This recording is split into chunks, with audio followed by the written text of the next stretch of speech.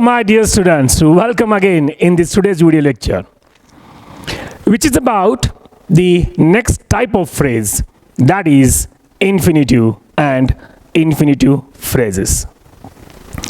Now you must be thinking, my God, sir, is there the phrase named infinitive phrase?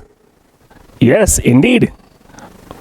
We do have the infinitive phrases in English. As you have learned the noun phrase, verb phrase, then afterwards you learned that adjective phrase, adverb phrase, prepositional phrase. After this is the time, it is a time of learning what exactly the infinitives are and the infinitive phrases. Certainly, before going to the phrase, infinitive phrase, we are going to learn what exactly the infinitives are. And then we will jump over to the next point, that is infinitive phrase.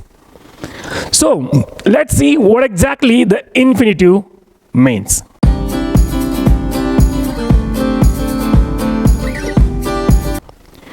What is meant by infinitive? See, the answer of this question is very easy, and that can be told in only 2 words. And the answer is 2 plus MV1. I repeat, 2 plus MV1. Indeed, it means that the base form of main verb, it is 1, and 2 is added to the, 2 is placed before it. That form is called infinitive. 2 plus MV1 base form is called infinitive. Actually, infinitives are, or infinitive is such a verb which appear in dictionary.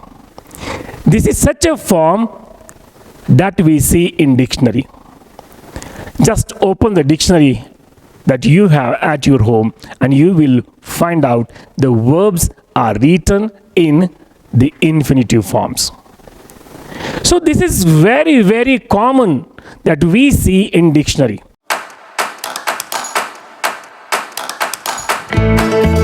Infinitive is the second type of verb which comes under the heading of non-finite verbs.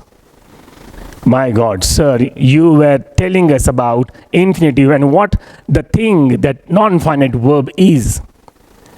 As you know that there are 2 main branches of verbs. The first, finite verbs. The second, non-finite verbs.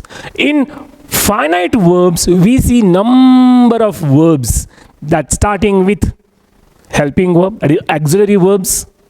Okay, in auxiliary verbs, primary, modal auxiliaries, and main verbs that we see. Though so many verbs are enlisted here in finite verbs.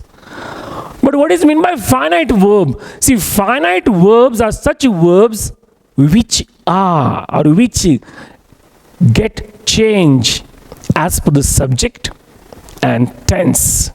Subject, there is a number of subject and tense.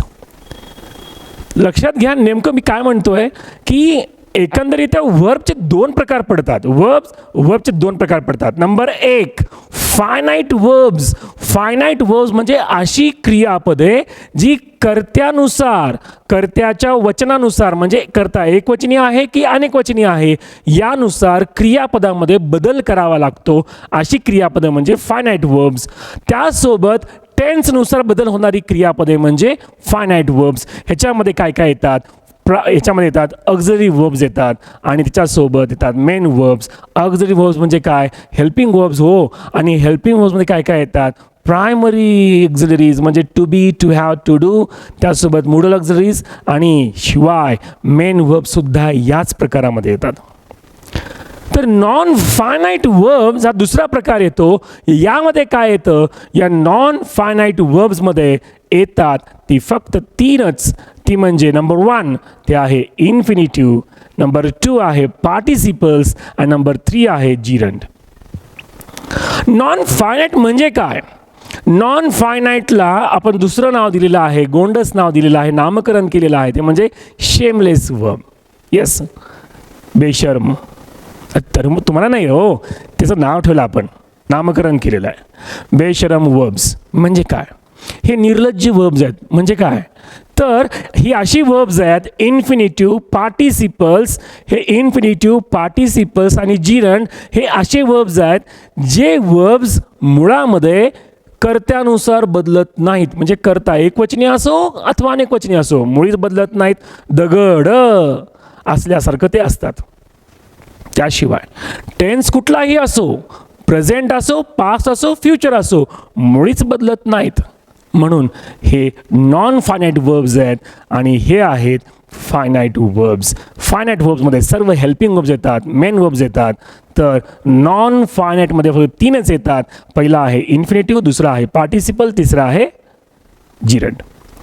आपण त्या non finite वर्बमधील पहिला प्रकार बघतोय infinitive. आणि मी तुम्हाला सांगितलं infinitive काय असतात. इन्फिनिटिव्ह हे, yes again I repeat, what is infinitive? Infinitive is such a form of a verb which appear in dictionary. डिक्शनरीमध्ये वर्ब म्हणून येणारं हे रूप आहे. म्हणजे डिक्शनरीमध्ये वर्ब्स कसे लिहिले जातात तर इन्फिनिटिव्ह फॉर्ममध्येच लिहिले जात असतात. नेमकं इन्फिनिटिव्ह काय आहे? अगेन आय रिपीट, इन्फिनिटिव्ह हे 2 + MV1चं बेस फॉर्म आहे. काय आहे? 2 + MV1चं बेस फॉर्म हे इन्फिनिटिव्ह आहे. आता हा झाला इन्फिनिटिव्ह म्हणजे काय ह्याचा भाग. आणि लक्षात घ्या, इन्फिनिटिव्ह हे नॉन फायनाईटमध्ये येतं, त्याच्यामुळे हे कुठल्याही कर्त्यानुसार, कर्त्याच्या वचनानुसार, म्हणजे कर्ता एकवचनी आहे का अनेकवचनी आहे यानुसार ह्याच्यामध्ये बदल होत नाही. ठीक आहे ना. आता आपण चलूया, आता वळूया आपण दुसऱ्या पॉईंटकडे. आपला पुढचा पॉईंट आहे इन्फिनिटिव्हचे 2 प्रकार आहेत. म्हणजे इन्फिनिटिव्ह्ज हे 2 प्रकारे लिहिले जातात. 2 types of infinitives. Number 1, what's that? Infinitive with 2 आणि दुसरं इन्फिनिटिव्ह विदाउट 2. आता हे इन्फिनिटिव्ह विथ 2 आणि इन्फिनिटिव्ह विदाउट 2 काय भानगड आहे? इन्फिनिटिव्ह विथ 2 म्हणजे असं इन्फिनिटिव्ह त्याच्यामध्ये 2 + MV1 असतं. आणि इन्फिनिटिव्ह विदाउट 2 म्हणजे काय हो? येस, असं इन्फिनिटिव्ह आहे त्याच्यामध्ये 2 वगळलं जात असतं. तर ही 2 प्रकार आहेत, इन्फिनिटिव्ह विथ 2, इन्फिनिटिव्ह विदाउट 2. आता याची दुसरी नावं आहेत. ह्याला इन्फिनिटिव्ह विथ 2लाच नॉर्मल इन्फिनिटिव्ह असं म्हणतात. तर इन्फिनिटिव्ह विदाउट 2ला म्हणतात झिरो इन्फिनिटिव्ह, बेअर इन्फिनिटिव्ह, अशी त्याची नावं आहेत. आता नेमकं हे नॉर्मल इन्फिनिटिव्ह काय आहे किंवा इन्फिनिटिव्ह विथ 2 काय आहे बघूया. एक उदाहरण घेऊया आपण. I want to play with you. I want to play chess with you. ही वाक्य बघा. या वाक्यामध्ये वर्ब काय आहे हो? येस, वॉन्ट आहे. वॉन्ट बरोबर आहे. I want to play chess with you, याच्यामध्ये वर्ब आहे वॉन्ट. आता मला सांगा, वर्ब सापडलं तर आता इन्फिनिटिव्ह सापडतं बघा बघ तुम्हाला.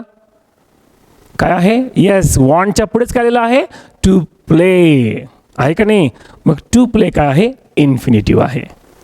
Okay, I want to play chess with you, ह्याच्यामध्ये टू प्ले काय आहे? इन्फिनिटिव्ह आहे, नॉर्मल इन्फिनिटिव्ह आहे, इन्फिनिटिव्ह विथ 2 आहे. आता बघूया दुसरं उदाहरण. त्याच्यामध्ये इन्फिनिटिव्ह आलेलं आहे पण 2 सोबत नाही आलं. बघूया. She must play in the tomorrow's match. In tomorrow's match. She must play in tomorrow's match. ती उद्याच्या सामन्यामध्ये खेळलीच पाहिजे. आता त्याच्यामध्ये वर्ब काय आहे हो? Must play. पण तुम्हाला माहिती आहे मोडल्स जेवढे आहेत इंग्रजीमध्ये त्या मोडल्सच्या पुढे हे फक्त आणि फक्त इन्फिनिटिव्ह येतात. तेही काही विशिष्ट असे मोडल्स आहेत ह्याच्या पुढे बेअर इन्फिनिटिव्ह येतं आणि बाकींच्या समोर नॉर्मल इन्फिनिटिव्ह येतं. जसं की बघा नीड टूच्या पुढे MB1 येतं, हे नॉर्मल इन्फिनिटिव्ह होऊन जाईल. पण can, could, may, might, must, will, would, should यांच्या पुढे मात्र बेअर इन्फिनिटिव्ह किंवा झिरो इन्फिनिटिव्ह किंवा त्याला म्हणून आपण इन्फिनिटिव्ह विदाऊट टू येतं. मग याच्यावर लक्षात ठेवा तुम्ही की इन्फिनिटिव्ह हे दोन प्रकारचे असतात. एक इन्फिनिटिव्ह विथ टू आणि दुसरं इन्फिनिटिव्ह विदाऊट टू. आणि हे दोन प्रकारचे इन्फिनिटिव्ह्ज आपण वाक्यामध्ये प्रत्यक्ष पाहत असतो. दुसरा एक प्रकार आहे तो म्हणजे इन्फिनिटिव्ह विथ स्पेशल वर्ब्स. असे स्पेशल वर्ब्स कोणते आहेत ज्या वर्ब्सच्या पुढे बेअर इन्फिनिटिव्ह येतात म्हणजे इन्फिनिटिव्ह विदाऊट टू येतात. फॉर एक्झाम्पल हेल्प हा शब्द आहे, मेक हा शब्द आहे. हेल्प, मेक, लेट, हिअर, ठीक आहे ना. असे जे वर्ब्स आहेत अशा वर्बच्या पुढे आणखी काही तर वर्ब्स आहेत. अशा वर्ब्सच्या पुढे इन्फिनिटिव्ह हे विदाऊट टू येतं. म्हणजे काय येतं बघा, हिअर आहे ऐकणे, डोळ्यांनी होणाऱ्या क्रिया सी, वॉच यांच्या पुढेही बेअर इन्फिनिटिव्ह येतं. मदत करणे, लेट जाऊ देणे, मेक हे असे जे वर्ब आहेत या वर्बच्या नंतर झिरो इन्फिनिटिव्ह येतं. म्हणजे बघा दोन ठिकाणी झिरो किंवा बेअर इन्फिनिटिव्ह येतात. एक म्हणजे मोडल्सच्या नंतर आणि स्पेशल वर्बच्या नंतर. ओके, तर हा झाला भाग. इन्फिनिटिव्ह हे दोन प्रकारचे असतात. पहिला प्रकार म्हणजे इन्फिनिटिव्ह विथ टू आणि दुसरा प्रकार म्हणजे infinitive without to. So this is about infinitive. आता आपला पुढचा पॉईंट आहे तो म्हणजे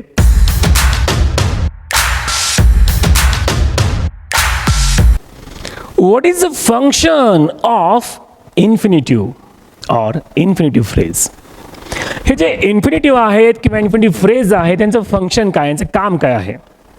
लक्षात घ्या तुमच्यापैकी बहुतांश लोकांनी इन्फिनिटिव्ह नाऊन असं म्हटलेलं आहे की ना, पण आपल्याला ह्याच्याशिवाय दुसरा उपयोगच माहीत नाही आणखीन. तर आता आपण शिकूया इन्फिनिटिव्हचे खरे उपयोग काय. पहिला उपयोग, infinitive are used as a noun. Infinitives are used as a noun. म्हणजे इन्फिनिटिव्हचा उपयोग नाउन म्हणून होतो. आता कधीही होतो हे आपण उदाहरणामध्ये बघूया.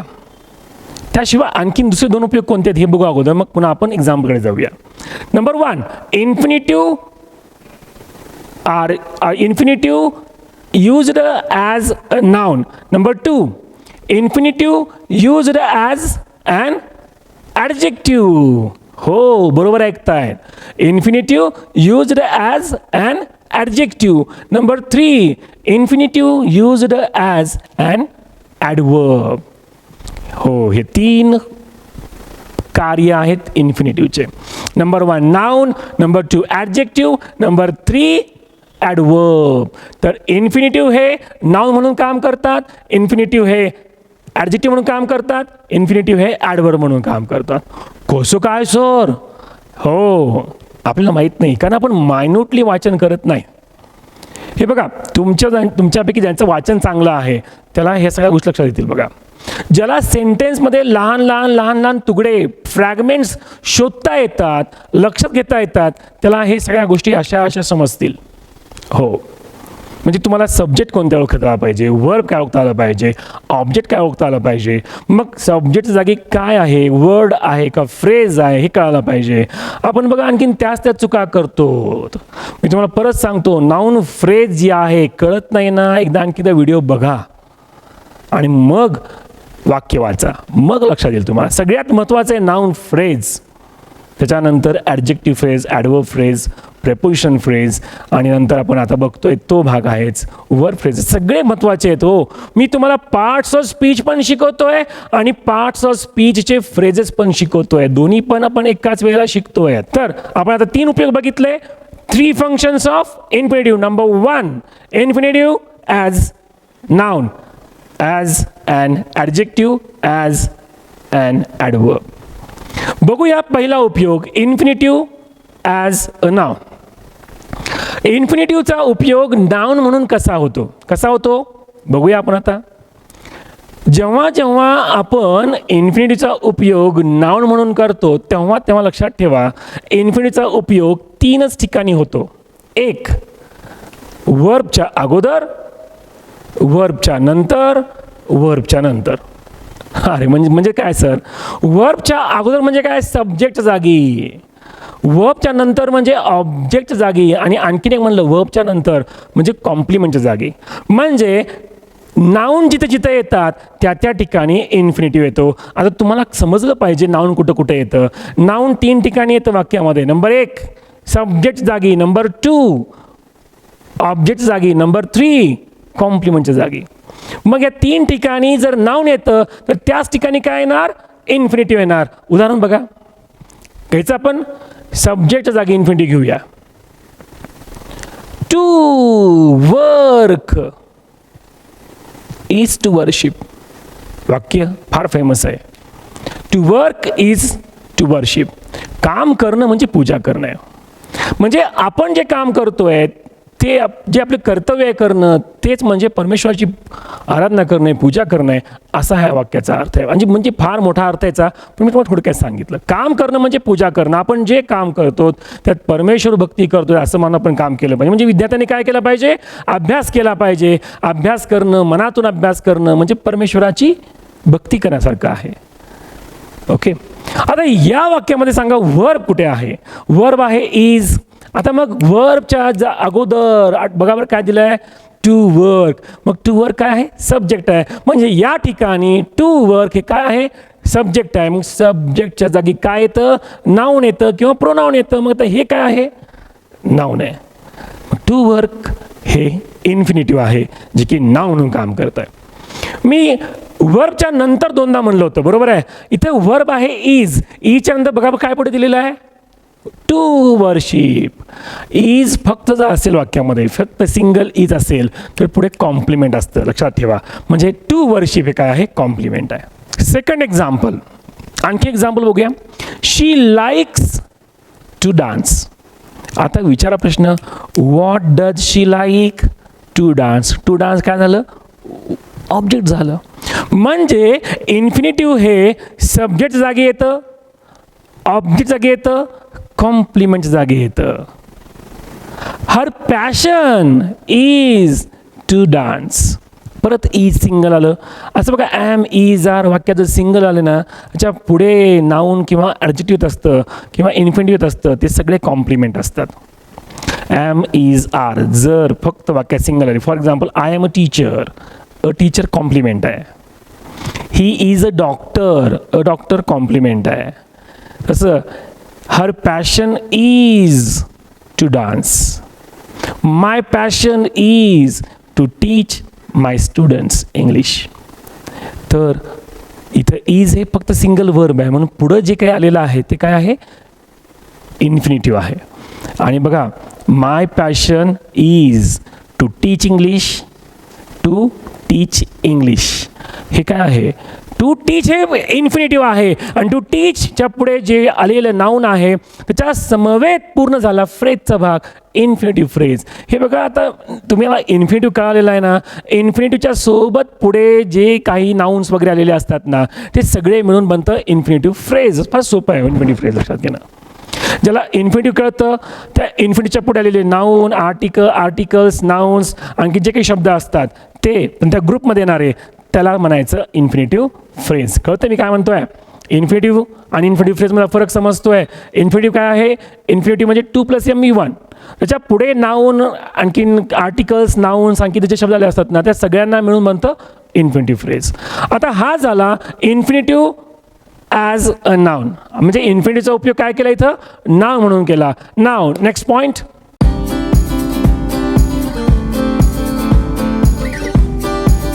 Infinitive as an adjective. इन्फिनिटिव्हचा उपयोग ॲडजेक्टिव्ह म्हणून करायचं. हे बघा, आता तुम्हाला तर ॲडजेक्टिव्ह माहितीच आहेत. ॲडजेक्टिव्ह कुठे येतात बरं, 2 प्रकारचे ॲडजेक्टिव्ह आहेत. एक नामाच्या अगोदर येणारे ॲडजेक्टिव्ह, बरोबर आहे, त्याला आपण म्हणतो ॲट्रिब्युटिव्ह ॲडजेक्टिव्ह्ज. म्हणजे कसं व्हायचं, फॉर एक्झाम्पल अ कार, अ कारच्या मध्ये मी ॲडजेक्टिव्ह टाकतो, अ न्यू शायनी कार किंवा a new car, a red car. आता काय केलं मी, कारच्या अगोदर रेड टाकलं, कारच्या अगोदर शायनी टाकलं. मॅन, अ मॅन, काय केलं, ॲन ओल्ड मॅन. ओल्ड कुठे गेलं, मॅनच्या अगोदर आलं. बरोबर आहे ना. पण इन्फिनिटिव्ह जेव्हा ॲडजेक्टिव्ह म्हणून काम करतील तेव्हा ते नामाच्या अगोदर नव्हे तर नामाच्या नंतर लगेचच येतात, तेव्हा ते इन्फिनिटिव्ह हे ॲडजेक्टिव्ह म्हणून काम करतात. पण असा नियम नाही आहे, हे वाक्याच्या अर्थावरून तुम्हाला लक्षात घ्यायचं असतं. For example, the terrorist are, बघा मी काय वाक्य म्हणतोय, terrorist are the people to hate. Terrorist are the people to hate. The people आहे त्याच्या पुढे टू हेट आले, म्हणजे टेररिस्ट हे असे लोक असतात त्यांचा तिरस्कारच केला जातो. Second example, our little Meena, 3 वर्षाची आहे हो, 2-3 वर्षाची. Our little Meena is the girl to love. आमची छोटीशी मीना आहे ना, अहो ही फार गोड आहे हो, फार गोड. हिला सगळेजण अगदी जाता येता गलगुच्चे घेतात, तिला अगदी अले करतात वगैरे वगैरे, म्हणजे अशी अगदी तिच्यावरती भरभरून प्रेम करता येईल अशा प्रकारची छोटीशी मीना आहे. कळतंय मी काय म्हणतोय, लक्षात येत आहे. म्हणजे या वाक्यामध्ये इथं the terrorist are the people to hate, या ठिकाणी त्या टेररिस्टच्या वाक्यामध्ये पीपलच्या नंतर टू हेट म्हणजे कसले लोक आहेत, यांचा फक्त तिरस्कार केला जाऊ शकतो असे लोक आहेत. म्हणजे या ठिकाणी हे बघा, इन्फिनिटिव्हचे 3 उपयोग तुम्ही समजून घेणं महत्त्वाचं आहे. फक्त खऱ्या अर्थाने तुम्हाला लगेच इन्फिनिटिव्ह हे ॲडजेक्टिव्ह म्हणून कसे वापरले जातात हे ओळखता येईल असं काही नाही आहे. कारण अवघ्यात फक्त 15-20 मिनिटामध्ये तुम्हाला ही कन्सेप्ट समजली पाहिजे की समजून जाईल असं पण काही नाही आहे. हां, फक्त इन्फॉर्मेशन म्हणून आपण हा भाग बघतोय. म्हणजे इन्फिनिटिव्हचे 3 प्रकारे वापरता येतात. एक नाउन, हा नाउन महत्त्वाचा आहे. नाउन म्हणून समजलं तुम्हाला, that would be the great best thing. Again इन्फिनिटिव्हचा उपयोग हे ॲडजेक्टिव्ह म्हणून करता येतो, हे तुम्हाला माहीत असणं आवश्यक आहे. त्याशिवाय तिसरा उपयोग जो आहे आपण बघूया, थर्ड पॉइंट,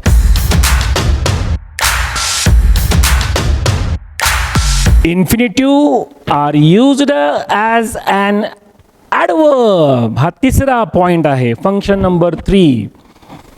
हे बघा, तुम्हाला ॲडवर्ब तर माहिती आहे, ॲडवर्ब शोधणं हे सोपं आहे, तुम्हाला माहितीच आहे. तुम्ही वाक्यातील क्रियापदाला जर प्रश्न विचारलात, हाऊचा,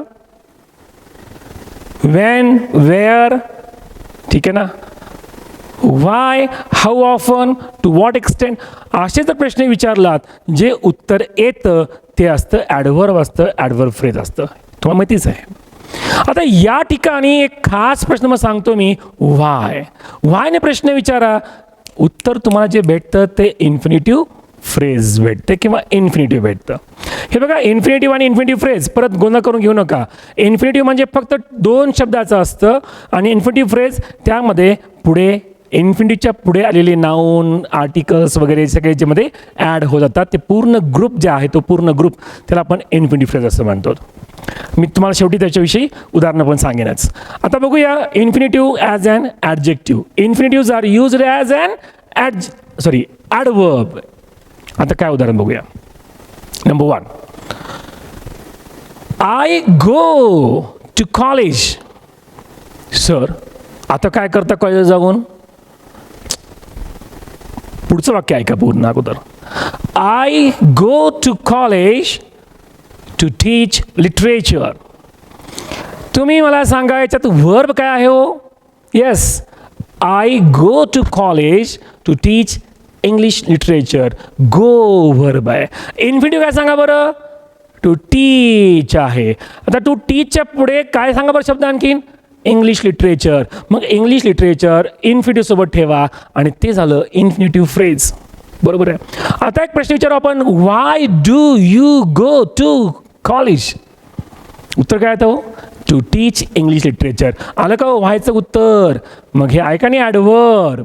एक तुम्हाला फक्त हिंट सांगितली, व्हायचा प्रश्न विचारा आणि तुम्हाला इन्फिनिटिव्ह फ्रेज किंवा इन्फिनिटिव्ह सापडेल आणि ते ॲडव्हर्ब म्हणून काम करतं.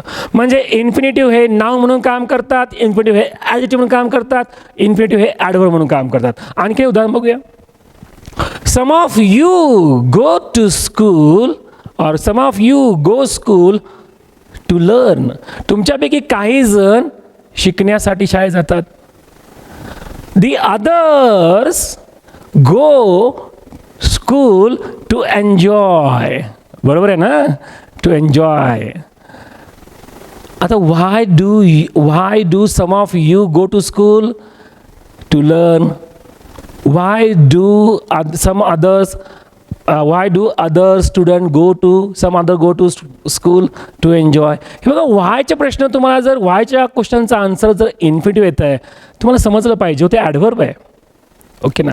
हे बघा, फक्त इन्फिनिटिव्ह काय आहेत हा आपला पहिला पॉईंट आहे. दुसरा पॉईंट आहे की इन्फिनिटिव्हचे दोन प्रकार कोणते. एक आहे नॉर्मल इन्फिनिटिव्ह किंवा इन्फिनिटिव्ह विथ टू. दुसरा प्रकार आहे इन्फिनिटिव्ह विदाउट टू. तिसरा पॉईंट आपण बघितला तो म्हणजे इन्फिनिटिव्हज आर नॉन फायनाईट वर्ब्स. हे इन्फिनिटिव्ह हे असे वर्ब आहेत जे की कर्त्याच्या वचनानुसार, क्रियापदाच्या काळानुसार ह्याच्यामध्ये मुळीच बदल होत नाही. ठीक आहे ना? म्हणजे नॉन फायनाईट, बेशरम, दगड, निर्लज्ज असे हे इन्फिनिटिव्हज आहेत. हो, तीन शब्द वापरले, लक्षात ठेवायचं. आणि तिसरा पॉईंट हा बघितल्यानंतर आपण चौथा पॉईंट बघितला, फंक्शन्स. इन्फिनिटिव्हचे 3 फंक्शन आहेत, 3 कार्य आहेत. Number 1, infinitives are used as a noun, infinitives are used as an adjective, infinitives are used as an adverb. आणि आपण तिन्ही प्रकार बघितलेले आहेत. भरपूर काही उदाहरणं मी तुम्हाला या ठिकाणी बोर्डावर दिलेली आहेत, म्हणजे पुढे देणार आहे. तुम्हाला त्या प्रत्येक ठिकाणी इन्फिनिटिव्हचं काय काम आहे हे तुम्हाला शोधून काढायचं आहे. ठीक आहे ना? एक्सरसाइज याच्या पुढे मी त्या देणारच आहे तुम्हाला. पुढे शेवटी व्हिडिओच्या शेवटी एक्सरसाइज त्या ठिकाणी येईल आणि तुम्ही त्याच्यातले इन्फिनिटिव्हज हे काय काम करतात हे शोधायचं. म्हणजे पहिलं काम आहे इन्फिनिटिव्ह शोधणे, find out infinitive. Second will be the work, infinitive phrase काय कुठपर्यंत आहे आणि फंक्शन काय आहे. इन्फिनिटिव्ह आणि इन्फिनिटिव्ह फ्रेजचं फंक्शन काय आहे हे तुम्हाला शोधायचं आहे. नाव coming towards the last point.